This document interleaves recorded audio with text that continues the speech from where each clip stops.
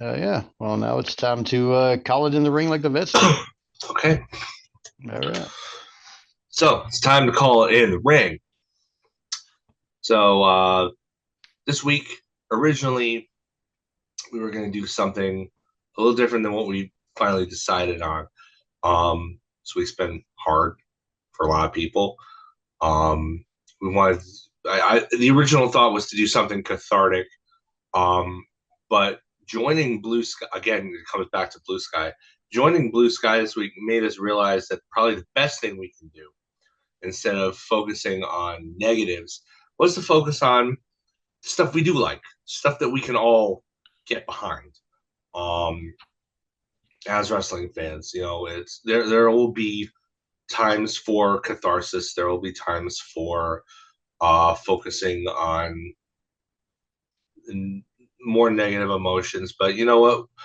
Again, we embarked on this podcast journey to not focus on those on purpose for the most part, anyway, unless we were being absolutely constructive. And the idea that we originally had didn't really leave much room to be constructive. It was just us falling into the negative feelings that we had at the time. So for us to be better people and to serve our community a more positive outlook, we decided that we are going to, in light of something that you actually didn't touch on, Aaron, as Mm-hmm. part of your SmackDown review, some big news coming out of this Friday was the official reveal of the brand new, first ever WWE Women's Mid Card Championship. They Yes. introduced the WWE Women's United States Championship. Now, Mm-hmm. I personally think that a mid card title for the women is a long overdue great idea. But I will say that if you were going to have it be apparently being uh, defended on both of the major brands, I would have preferred they do some not choose United States over Intercontinental or vice versa. I would have Mm-hmm. preferred them introduced as something wholly unique. Like on NXT, the women's NXT North American Championship makes sense. There's only one mid card brand for the men, mid card title for the men there anyway. So Mm-hmm. that grouping makes sense. But if you're going to have one championship held across, being defended across both Raw and SmackDown, but only take the name from the analogous men's mid card title from one brand for the both of them, that to me, they should have called it like the Women's World Television Championship or something like that. Mm-hmm. Something different, unique, and that would also create its own legacy as opposed to always kind of being attached to something else that already existed. Yeah. But that's my only complaint because at they finally have another championship, which means too, Aaron, that they are going to need to amend what it means to be a women's Grand Slam champion in WWE. Yep. I think that means that, technically speaking, nobody's a Grand Slam champion anymore. That's a fair assessment. I mean, I think maybe you have to like, I don't know how you would arrange it, but like Grand Slam means four. Comes Mm-hmm. from a baseball term when you get four runs off a single home run because the bases are loaded.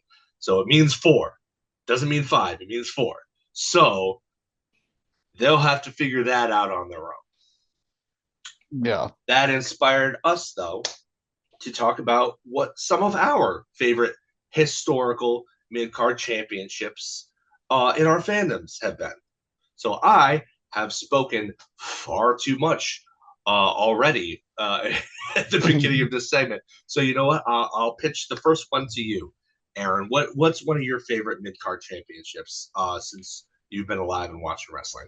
Oh man. So there's like being an older guy as I am, I'm 41 years old. So I've been watching wrestling for a long time, and thankfully I'm not going to take the time to go into like all of the NWA mid card titles, of which there were probably hundreds Well, I of mean, recognized that's NWA because mid they were card regional titles. That's championships. true. That's true. But I think really the first time that I was exposed to and remember like really good runs from what we would term a mid card title was actually the men's US championship when it was WCW's belt. Um, some of the most influential wrestlers of all time have had runs with the WCW US title. And it was frankly one of my favorites.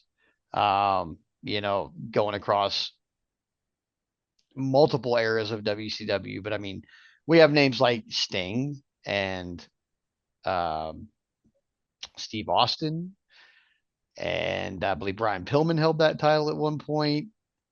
I think so. I don't know, maybe. But I mean, yeah, we have Diamond Dallas Page held Mm. that belt for a long time.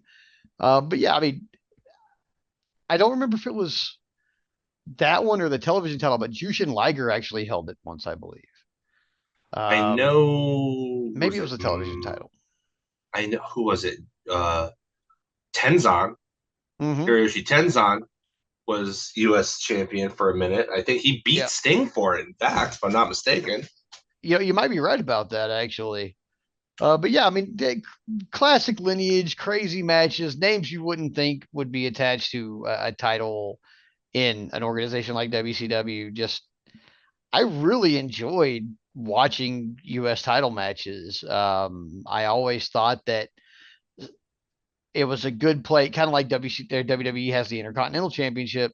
It was a good place for guys to come up through and get to the main card. Goldberg famously held it while he held the World Championship. Yeah. So I mean, it had its good and bad, but it Well, was everything definitely, does. yeah, everything does, but it was definitely one of the more influential mid card titles of, especially of my formative years of wrestling, watching and remembering and really being into the sport. I think the WCW US title deserved a mention on this list. Absolutely. And it was for a time there. There was a point where the WCW roster got so bloated that the people who held that title were more established names more often than not. Bret Hart was a four-time Mm-hmm. U.S. champion. Yep. Kurt Hennig had a couple of reigns there too. But before that, before like the influx of the NWO and stuff like that, that was a title that they would take chances with. You know who else were U.S. champions before they even really got like super over? Eddie Guerrero and Dean Malenko were both U.S. champions. Mm-hmm. Like that was kind of big. Like that was like 95, I think. Yeah, 95, Yeah, 96, I think. and if I want to say Eddie beat Ric Flair for it. I want to He say might have like actually. I mean Rick had incredible respect for Eddie and the Guerrero family in general. So it Mm-hmm. wouldn't surprise. I think I'm remembering that correctly. But yeah, like both of those guys, smaller dudes. I mean, Eddie was only 5'8". Malenko was shorter than that. But Mm-hmm. they were both credible champions because they took time to book them that way. You know, the Yeah. U.S. title was a good stepping stone for a lot of people. No, that's a great choice, fantastic choice. Um, for me, the one that I wanted to talk about was the NWA slash WCW Television Championship. I All mean, it was right. lower down the card than the Mm-hmm. U.S. title, and always was seen that way. But I liked the idea of a title that was, if there was a TV show, it was defended like Yep. all the time. All the Like time. you saw a lot of title changes because of that, which was always exciting, especially during the Nitro era when they were really leaning into that to push that anything can happen kind of vibe there. But Mm-hmm. there were still some big stars who held the TV championship. There was a big stepping stone for them. Muda won the Mm-hmm. TV title off of Sting. Yeah. Uh, Arn Anderson basically made his singles career hold being the first guy to hold it four times across NWA and WCW. Like he was synonymous with that belt for a long time. And Mm-hmm. the one when I think the first three reigns was when the belt looked even better too. Like the one that you associate with the TV title, that design was Mm, kind of mad. But like the NWA version of it, it was a really cool looking belt. I like that belt. yeah. And then there's that. I mean, it's against he who must not be named, but Booker T had that great best of seven series Mm-hmm. over the TV title belt. Like there were points where that TV title actually meant a lot. You know, and then there was also the points where Hacksaw Jim Duggan found it in the trash. But uh, that being said, like for a while there, the TV title wasn't a joke, and it was a Yeah. major prize. Mm-hmm. It was lower on the card, but like if you were winning the TV title, you were for a while there, you were seen as an up and comer. Like that's if it wasn't for the TV title, Booker T probably would not have eventually gained the single success that he would eventually attain. Yeah. I don't think I without those series of matches against Lord Voldemort, among others, in the TV title scene, I don't think they put the world title on him 3 years down the line. I don't think Maybe it not. happens. Yeah. I was always a fan of the TV title. I don't know. Mm-hmm.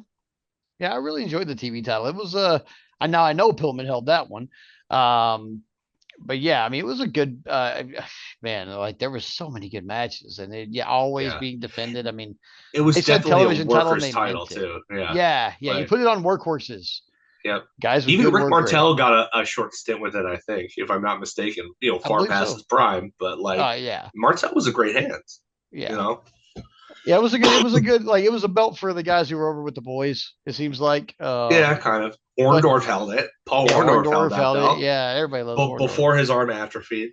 Yeah. Um, but yeah, like it was. I like the TV title belt. I love the concept of it being like, okay, if there is a TV show, it is going to be defended.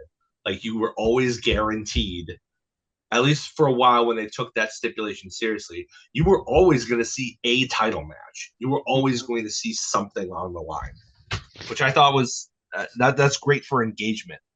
You know, Mm-hmm. Um, so I don't inundate this list with WCW. I mean, my next one will be the Intercontinental title. yeah, I think Um, that's probably the classic one that everybody it's thinks of. classic. Everybody thinks of There's that a when you think reason. mid card title, but it's also, I mean, it's a launching point for literally everybody. I mean, we Mr. Perfect held it and then ended up being in the world title scene. Um, we will never forget Santino Marella, and he won it on his first night in the company. Mm-hmm. Recently they're hanging it off Braun Breaker twice now. And he's definitely going to be in the world title scene sooner than later. I am positive. Gunther revitalized that entire Oh belt's man, history with his title reign. he did. He did. I mean, it had a pretty storied history before him, and he still managed to, make a history-making title reign out of it. And I mean, it's synonymous with the mid card. I think you think mid card intercontinental title is probably 9 out of 10 is going to be the first one that comes to mind. Unless it's just somebody who is, really, really into just sitting around and watching like old Crockett tapes and stuff. Mm. Which no offense there, that's rad, and I like watching old Crockett Yeah, tapes too. yeah, yeah. But I mean, it's just like a low hanging fruit, but there it is. Everybody who's anybody's held that belt. Pretty much, except for John Cena.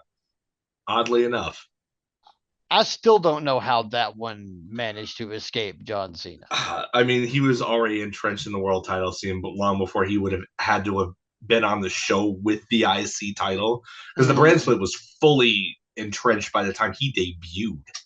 That's true. So he was always on. He was on SmackDown, and that's where the U.S. title was at the time. Mm-hmm.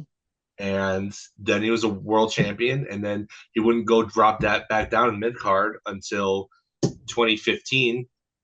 And by And that he was the point, the U.S. show he champion was on again. was Raw, and the U.S. title was on Raw. So that's the one he went after. I Like, mean, to be fair, I'm glad they didn't give him the Intercontinental title when they could have, because he would have turned it into a spinner.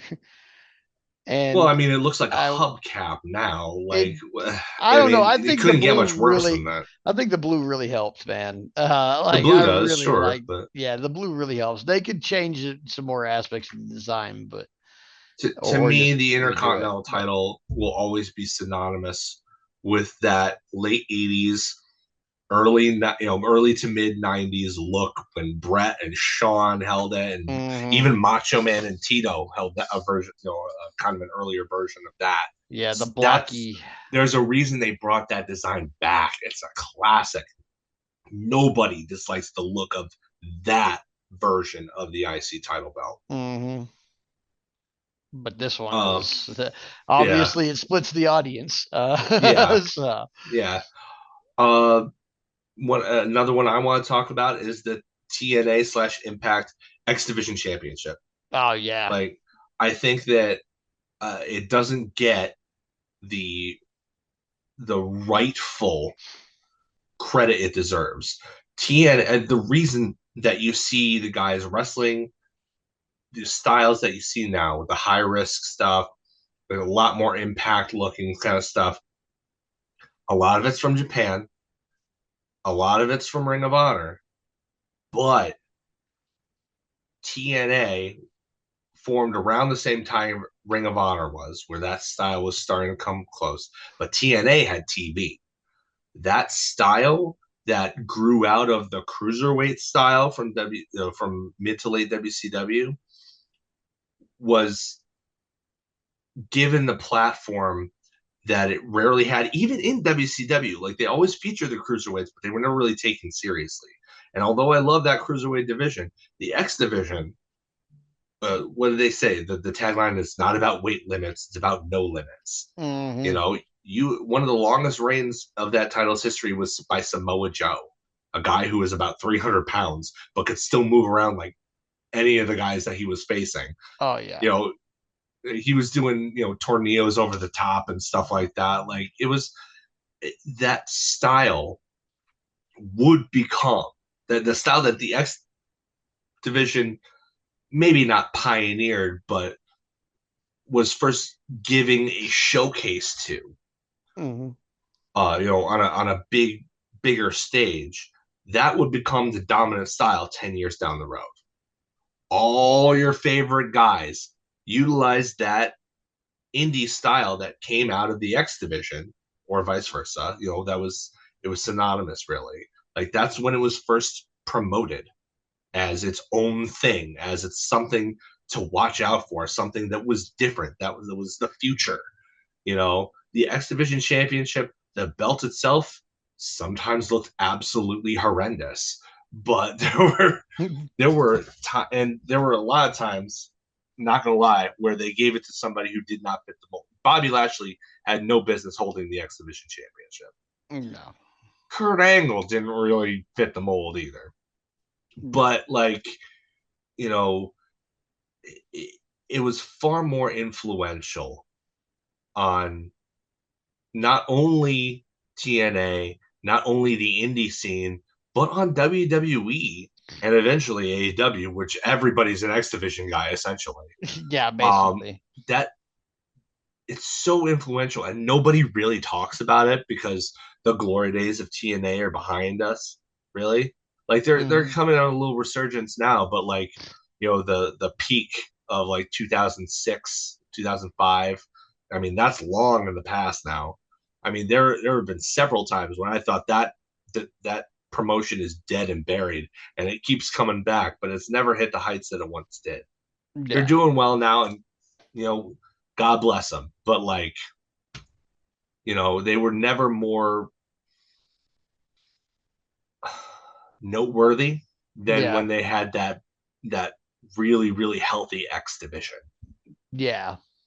Yeah, that was like the best time to watch For sure. TNA, and I did for the most That part. triple threat match at Unbreakable 2005, I think it was, Mhm. Samoa Joe, Christopher Daniels, AJ Styles for the X division headlined that pay per view, and is among the best triple threat matches in history. Yeah. Like to this day, that's a 20-year, almost a 20-year-old match, and it's still to this day in rarefied air in that Yeah. match type. And there's a Yeah, it's reason for very that. good. Yeah, there. Yeah, I mean, the X division was one of the reasons I would ever turn on TNA. So, I mean, I mean, it certainly that wasn't speaks for for Jeff itself. Jarrett retaining the NWA title with the millionth time he hit somebody with a guitar. Definitely not. Yeah. Okay. Well, I mean, we did two non WCW, so we'll go back to WCW because, of course, that's the. I mean, I really love the cruiserweight title, man. I Yep. mean, who didn't? I don't think. I think that's one that everybody can get behind. Some of the I greatest love the wrestlers in the look of world. that belt too. Yeah. That's one of my favorite belts. The design of the belt itself of all time. Hmm. Yeah, the cruiserweight championship was always really cool looking, and well, except for that very last one, I didn't really like it too much. But they only debuted that like well like a month or two before they closed shop, so it wasn't around very long. But No, and by the time WCW was absorbed into WWE, or F at the time, Shane Helms was the cruiserweight champion, and he had already gone back to the older belts. So, yeah, yeah. So I mean, it always looked really cool, and some of the best action took place. Fighting for that belt. I mean, they might not have. They didn't take it seriously on the show itself sometimes, but the wrestlers wrestling for that belt always came out and put their A game on, and it yeah, was amazing. yeah, Just all the luchadors. I mean, that was my first real exposure to them because I mean, like I knew like old school Mexican wrestling from my grandparents and stuff like that, but I didn't really know what was going on down there now. Like yeah. my great grandfather watched like the old Mexican luchador movies and stuff like that. So With El Santo and all that. yeah, El Santo and all Yeah, them. So like I mean I was exposed to some of that stuff, but I didn't know like about Juventud or the Guerrero, well, I mean not like Eddie, yeah, or any of those people. So like I really wasn't schooled in any of that. So WCW provided that to me and that changed for sure changed what I thought was a good wrestling match. And yeah. I think it did I industry think you're not wide alone in too. that either. I mean, No. because I had the same kind of awakening with that. Like, here are these smaller guys doing all these crazy moves I'd not seen except maybe from the 1, 2, 3 kid, no one hard. Mm-hmm. Yeah. Like, and even then, because they were facing bigger guys, they were usually getting the crap stomped out of them. So you didn't even see all those moves all the time No. from them. But here are these guys doing stuff that at the time for a North American audience, especially a kid, was revolutionary, Yeah. eye opening. Like there's so much more than punch kick a palooza out there. Yeah. You Right. know? I was like, wow, wrestling does different wrestling is cool, man. Like, Yeah. what do they do in Japan? That was kind of my first thought. And then I found out like they do terrible things to it. Like, but because like when you like at that point, by that time they'd already started doing death matches and shit. So like if you Yeah. looked up Japanese wrestling on the internet as an American, chances are your results were going to be like Mick Foley getting his face burned off. And so Lots it of was like, oh, FMW. that's what Yeah. like that's Yeah. what they're doing in Japan. Oh, okay, Yeah. and then FMW and WAR. and Yep. and to be honest, like I really couldn't Wrestling get it. romance. Yeah, and I couldn't get into like New Japan and stuff at the time. So what I saw was FMW, and I was like, oh god, like okay, so maybe what's going on in Mexico? Let's see more of that. And Yeah. AAA is better now, I think, than it was back then. I think really WCW did a really good job of taking the best talent from like CMLL and AAA and bringing them in and presenting them in a format that like is really consumable as Yeah. opposed to I mean, well, at least for us as an audience, I'm sure it's consumable for audiences in their home country the way it's presented in their home country, but I'm just not that in touch with their culture, unfortunately. So I need it packaged up in stupid American fashion, Yeah. because I am indeed a stupid American. So, Yeah, we both you are. know, yeah. So I mean, of course, I need it packaged for me correctly, but they always did, and then they brought in American guys who could do the thing too. I mean, This is where I'm pretty sure Jericho was in the cruiserweight division, or there was an Hmm. angle where he was in He it for a long started, time. yeah, he started his whole conspiracy thing in the cruiserweight division, and then branched out into the TV titles thing. Yeah, so I mean, we had So, Jericho, Malenko, Eddie Guerrero, Juventud, who are you to doubt El Psychosis, Dandy? El Dandy, uh, Silver Super King, Calo, Silver King, Mr. uh, JL, who is oh Jerry Lynn. God, yeah, Jerry Lynn, Conan before he became NWO Nan. Hmm.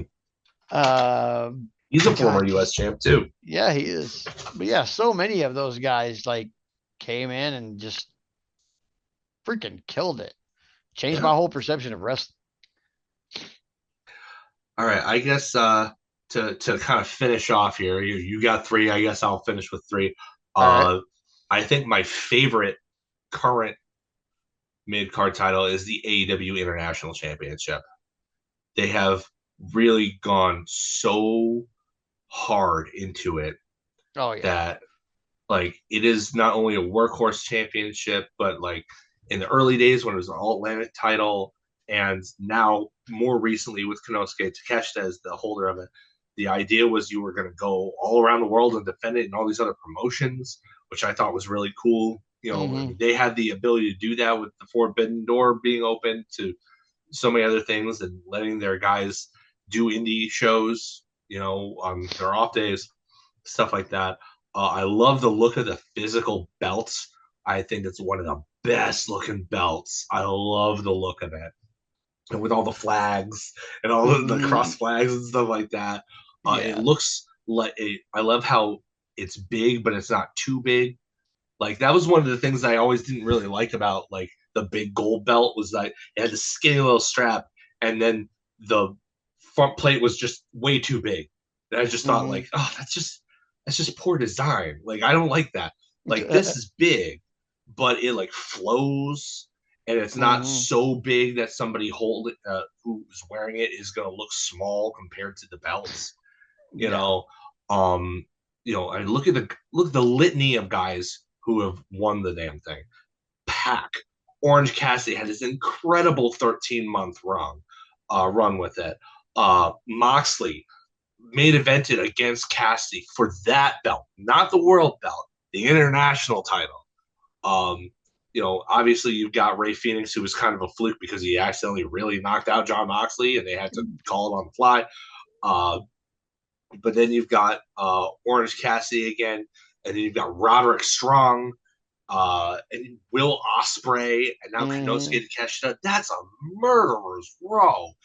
That in its 2 years or so of being a thing, that already is a super rich history right there. Those are guys that are going to be the futures of the company or are already the present. Like that is like in a company with too many titles that AEW does have, well, you might as well make one of them like basically the world title, but not the world title.